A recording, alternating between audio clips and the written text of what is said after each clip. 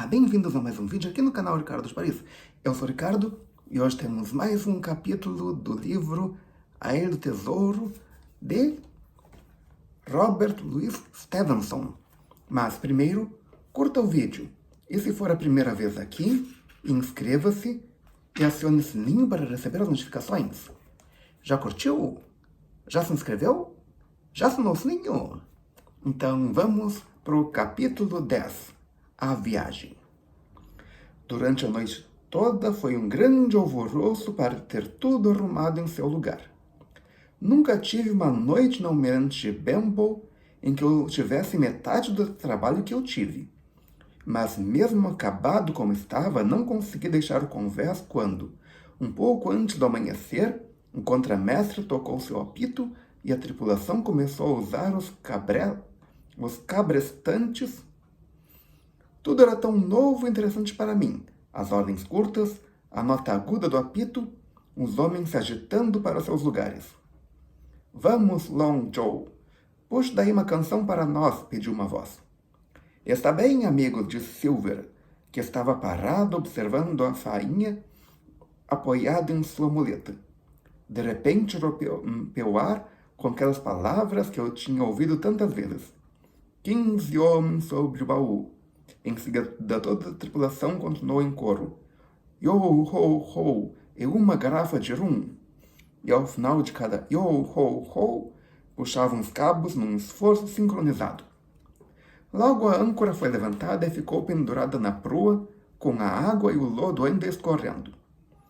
As velas foram abertas, a terra firme e os outros navios foram ficando para trás.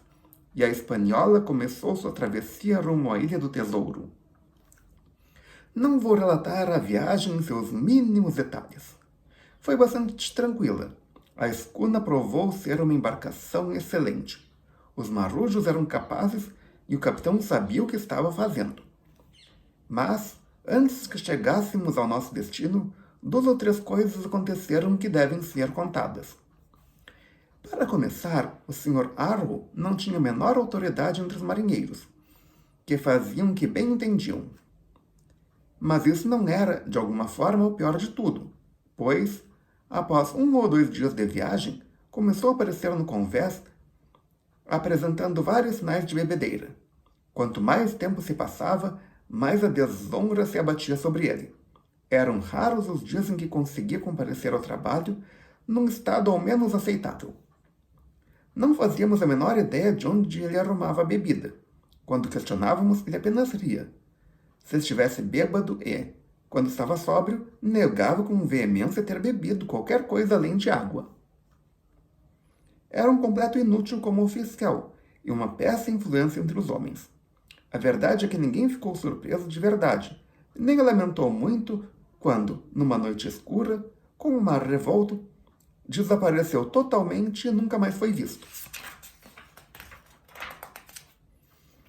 Aqui temos uma ilustração do convés do navio. Os mastros e tudo mais.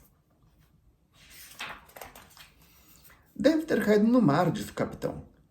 Bem, cavalheiros, isso nos poupa o aborrecimento de pô-lo a ferros. Ficamos sem o imediato, e foi preciso promover alguém ao posto. Bob Anderson, o contramestre, era o homem mais habilitado a bordo para isso e acabou mantendo o cargo, mais acumulando as funções. O Sr. Trelawney já tinha feito várias travessias e podia assumir um turno de vigília quando as condições do mar e do vento estivessem favoráveis. O timoneiro, Israel Hunts, era um velho e experiente marinheiro, em quem se podia confiar em qualquer situação no mar. Por falar no timoneiro, é inevitável contar algo sobre o cozinheiro de bordo, pois eram muito próximos. A bordo da embarcação, Long Joe carregava a muleta pendurada no pescoço, mantendo as 2 mãos tão livres como fosse possível. Era algo de se admirar quando ele firmava a ponta da muleta em um anteparo, se escorava nela e conseguia cozinhar como ninguém em terra firme.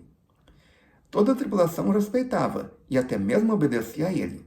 Tinha um jeito próprio de falar com cada um e de servir de forma particular a todos.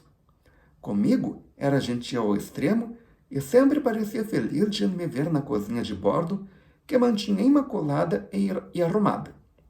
Num canto, numa gaiola com seu papagaio. Pode entrar, Hawkins, ele dizia. Filho, ninguém é mais bem-vindo aqui do que você. Sente-se e ouça as novidades. Esse aqui é o Capitão Flint, que tem esse nome por causa do famoso pirata.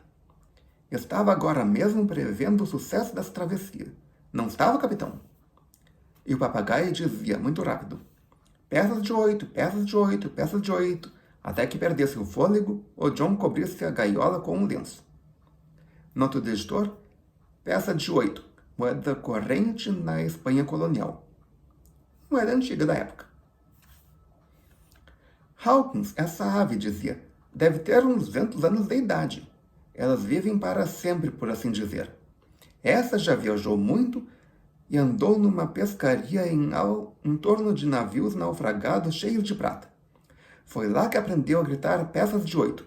Veja que maravilha! E, olhando para ela, até parece que ainda é um bebê. Preparem-se para a abordagem, o papagaio gritava. Ora, é uma peça rara, é mesmo. O cozinheiro dizia e lhe dava torrões de açúcar que tirava do bolso. A ave bicava o doce e praguejava sem parar. Veja, rapaz, ele continuava. Você não pode tocar o piche e achar que não vai se sujar. Aqui está esse meu pobre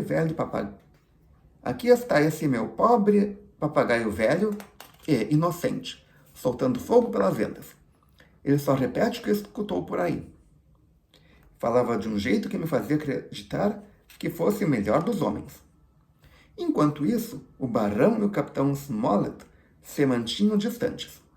O barão não escondia de ninguém que desprezava o capitão. Por sua vez, o capitão não costumava falar muito, mas, quando falava com ele, respondia de forma curta, seca e afiada, sem nunca desperdiçar uma só palavra. Ele reconhecia, quando era colocado contra a parede, que tinha errado sua avaliação a respeito da tripulação, que alguns deles eram tão safos como gostaria que fossem, e que todos tinham se comportado bem. No que se refere à embarcação, estava deslumbrado por ela. Ela mantém o rumo da maneira mais confiável que se pode esperar. Tivemos algum mau tempo, que apenas comprovou as qualidades da espanhola. A tripulação era difícil de agradar, mas mesmo assim parecia alegre, satisfeita com o tratamento recebido. Também, por qualquer motivo, os homens recebiam uma dose dupla de grog, uma mistura de rum com água parecida com a que o capitão tomava na Almirante Benbow. A cada 2 ou 3 dias era servido pudim, quando, por exemplo, o barão ouvia falar que era aniversário de alguém, e sempre havia um barril de maçãs aberto no convés, para que qualquer um se servisse quando tivesse vontade. Quando nos aproximávamos da ilha, passamos a manter vigília atenta noite e dia. Era o último dia da nossa travessia de ida, pelos nossos cálculos mais conservadores. A qualquer momento daquela noite, o mais tardar no próximo amanhecer, deveríamos avistar a ilha do Tesouro. A espanhola deslizava firme, rumo a sul-sudoeste, com uma brisa constante de través e mar calmo. Todos a bordo pareciam animados e valentes, pois estávamos bem perto de concluir a primeira fase da nossa aventura. Logo depois do pôr do sol, a final do meu turno, já a caminho do meu beliche, me deu vontade de comer uma maçã. Corri para o convés. Um turno de vigília estava todo na proa, procurando pela ilha. O homem no timão estava assobiando calmamente para ele mesmo, prestando atenção na curvatura de uma vela. E esse era o único som além do silvo do mar batendo contra a proa e passando pelos lados do barco. Só restava uma última maçã lá no fundo, e tive de entrar no barril. No escuro, não sei se, devido ao balanço das ondas, ou ao som do casco o som da água batendo no casco, acabei caindo no sono, ou estava quase cochilando, quando um homem pesado se sentou fazendo barulho do lado do barril. Quando se encostou, o barril chegou a balançar, e eu já ia me levantar, mas ouvi a voz de Silver. Bastou ouvir uma dúzia de palavras para decidir que não apareceria por nada neste mundo. Fiquei ali, tremendo, e ouvindo num extremo de medo e curiosidade. Logo entendi que a vida de todos os homens honestos a bordo dependia de mim. O que será que ele ouviu? Isso fica um mistério que vai ficar para o próximo capítulo, porque por hoje é só. Se você gostou, clique em curtir, adicione esse vídeo aos seus favoritos, compartilhe com seus amigos e volte amanhã para mais um capítulo. Ou para mais um vídeo se amanhã for sábado. E você sabe se amanhã é sábado ou não, ok? Obrigado pela presença, obrigado pela audiência. Até amanhã, 19 horas, com mais um vídeo e tchau!